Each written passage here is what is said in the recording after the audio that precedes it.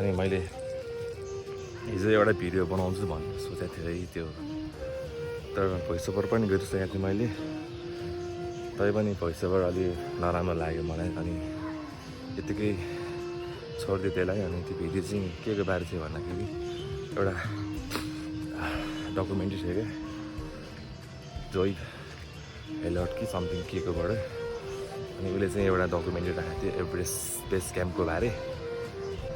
कति रहेछ जुम्मा गर्ने त्यहाँको जुन त्यो सिनहरू, जुन ब्युटीहरू, जुन खोलाहरू, जुन सिनहरू कस्तो दामी दामी थियो क्या। अनि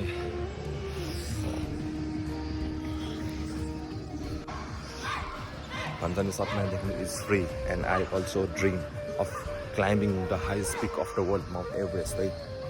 आई डोन्ट नो सपना पुरा हुन्छ कि हुँदैन, but I have only one form in my life क्या।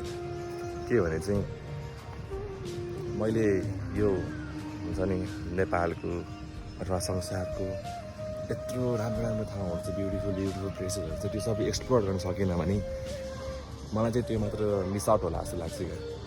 किनकि धेरै कुराहरू अझै एक्सप्लोर गर्न बाँकी छ। अब मैले त केही पनि एक्सप्लोरै गरिराखेको होइन भन्छ क्या, 0.0001% मात्रै एक्सप्लोर गरेको छु अहिलेसम्म नेपालको।